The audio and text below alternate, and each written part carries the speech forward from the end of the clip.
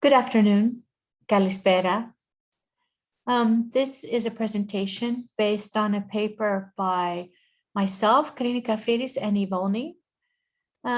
We are founders of the Radical Institute, and our paper today is about how the Radical Institute is engaged in developing sustainable social ecological practices.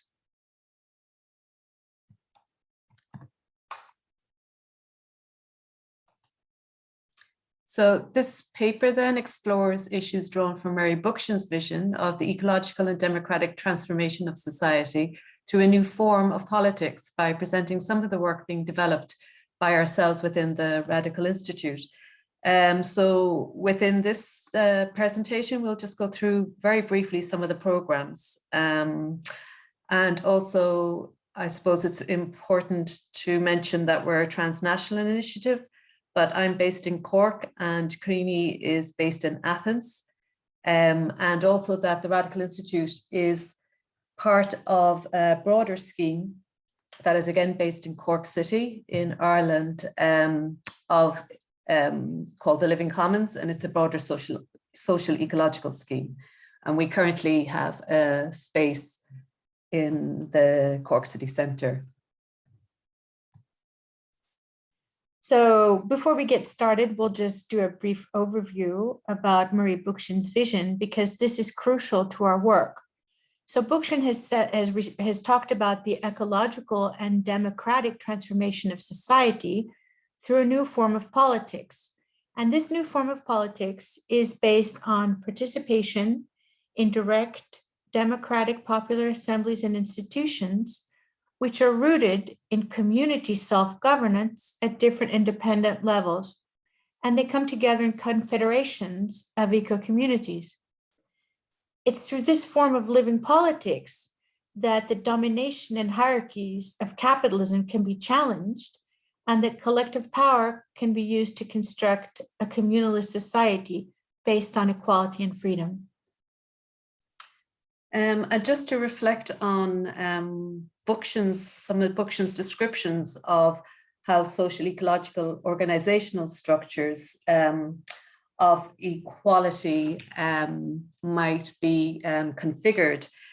Radical Institute is particularly interested in how the processes of reasoning play out through decision making. So for example, Bookchin's description or conception of communalism as the overarching political category most suitable to encompass the fully thought out and systemic views of social ecology. He describes communalism as it seeks to recapture the meaning of politics in its broadest, most emancipatory sense, to fulfill the historic potential of the municipality as the development arena of mind and discourse, a free society based on a shared common humanity, freed of domination as well as material exploitation, indeed recreated as a rational arena for human creativity in all spheres of life. The municipality becomes the ethical space then for the good life. Communalism expresses an abiding concept and practice of political life formed by a dialectic of social development and reason. And again, we are particularly concerned within our programs within that last, the dialectic of social development and reason, and how that plays out in process. So our focus is what kinds of practices and processes are necessary. So this is kind of the main focus of the Radical Institute. How can Bookchin's vision become a reality within direct democratic popular assemblies and institutions, the ones he referred to in his work?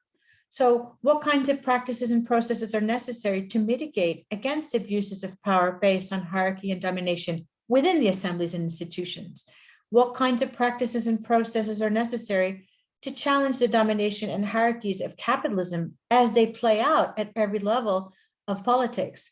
And what kinds of practices and processes are necessary to make communalism a reality? So Radical Institute explores how arts and cultural practices can actually address and answer these questions. So we look at how through the arts and cultural practices, we can promote and sustain radical and social ecological change. And we often through our programs, or not often, actually through every program, we explore and develop how sustainable organizing and collaboration, how those practices and processes that most interest us can come together to work to create a culture of care. And so our definition of cultural care is radical, it's feminist, it's political. And we suggest that a culture of care is exactly what's needed to mitigate against the abuses of power that Bookchin described. It's necessary to support participation, transform social relations, and to make the lived politics that he writes about a reality. We do this through many different ways, but largely at the moment through workshops, mentoring, collaborative, cultural, interactive projects, trainings, culture and art production, and research.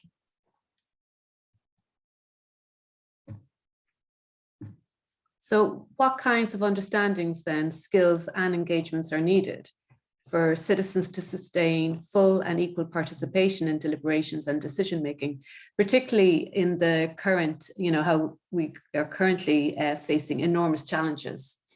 And the big issue for us, and this is one of the big issues that's really kind of overlooked at the moment, and in our understanding and our experience, is the cause for most of the kind of failure of such sort of collective and assembly work. So we then work collectively with others through art and culture to try and make visible the organizational processes and practices which reproduce invisible oppressions and hierarchies in groups, especially those based on gender. Collectively build organizational cultures of care, which are radical, deeply political, feminist, and ecosystemic, and cultivate the social ecological subject. So what we mean when we talk about making the invisible visible is that we, again, work with others within the very sort of idiosyncratic and specific contexts of particular collectives or assembly groups. And we together explore organizational processes and practice, which then can make visible the reproduction of these invisible oppressions and hierarchies within those groups. These two slides show some of the kind of issues that I think would be familiar to most of us who have been part of any kind of collective group. It might be a bit difficult to see them on the slide there, but just to read out some. So some of the issues that have already arisen are an insincere attempt at addressing issues, patriarchal power, changes made without the consultation of others, no space given for expression of needs, etc. So these are the type of issues we're exploring with groups at the moment. So we've already mentioned that our work has at its core the building of radical feminist political cultures of care. And as we said before, we think this is necessary so that Murray Bookchin's vision can become a reality, a lived reality. So we draw from feminist writing to posit that care is in fact not a selfish, indulgent practice. Care is in fact collective. Care can only be collective, the kind of care we're interested in.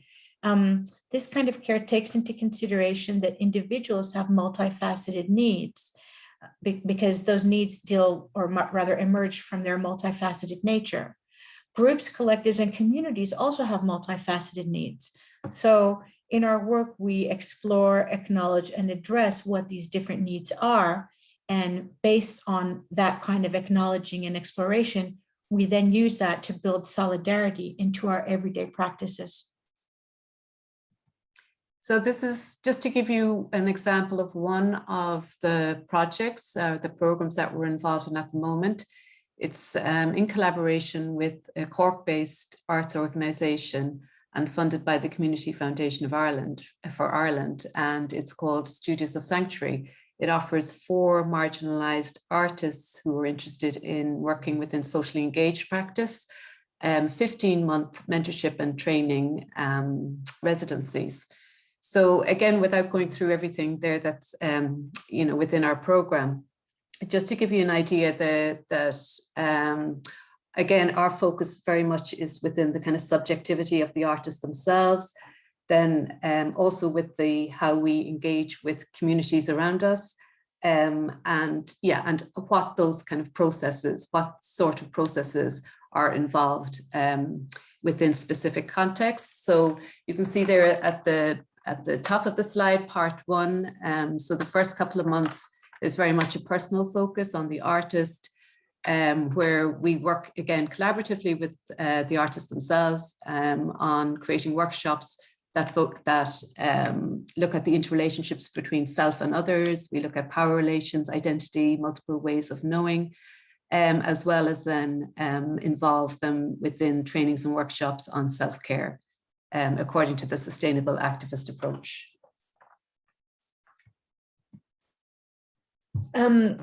Again, at the core of what we do throughout all the different kind of aspects of our work is an effort to cultivate the social ecological subject. So in keeping with Bookchin, throughout our projects and our work, we keep in mind, and that is reflected in the actual way that the projects are set out, that individuals are not just minds. Individuals are conceptualized holistically as human beings with minds, emotions, and bodies. They exist and interact within overlapping systems of relations, including power relations. So just to return briefly then to Bookchin's thinking on where the social ecological subject might situate themselves, the main concerns of Radical Institute always remain within the processes of how the connection with others is being rationalized within non-oppressive modes of communication. So for example, as Bookchin describes social ecology as a coherent vision of social development that for decades argued that we must reorder social relations so that humanity can live in a protective balance with the natural world. And in short, social ecology favors management plans and regulations formulated democratically by popular assemblies, not freewheeling forms of behavior that have their origin in individual eccentricities. What we mean when we talk about cultures of care in relation to our work, again, we'd like to stress the point, is that the kind of care that we are interested in is deeply political, radical, and feminist. It's often misunderstood, which is why we're stressing it. So it's only through this kind of organizational cultures of care that we believe that, or we suggest that the Live Politics Bookchin has outlined can be embodied and sustained for true radical ecological and political change. So again, just to finish up then and go very briefly through some of the existing programs or the ongoing programs that we're involved in Cork.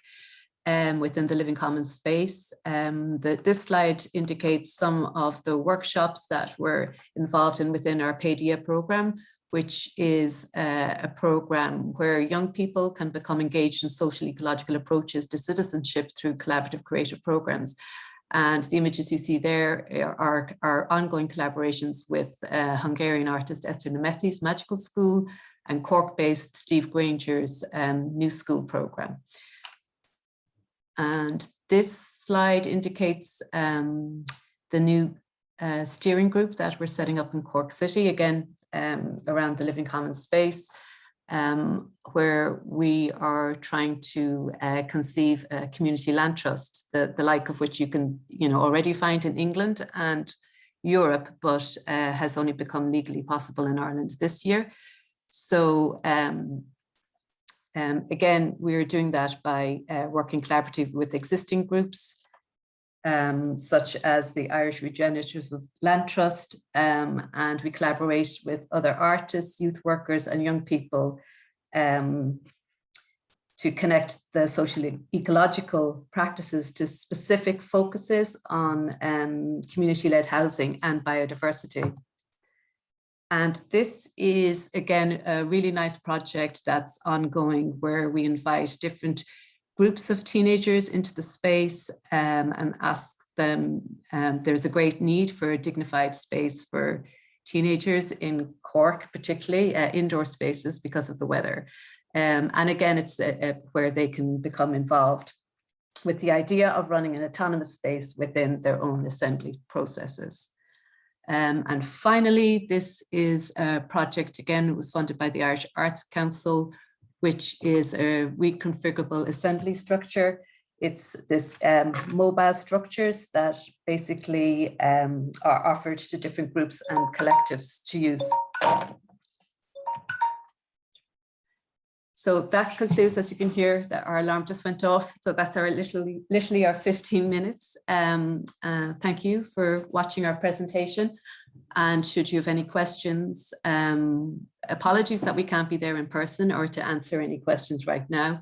But should you have any questions, if you follow the link here, you can get in touch with us through the website. Okay, thanks again. And thanks to Yavar and Joanna and everybody at Trise for inviting us to speak. Thank you.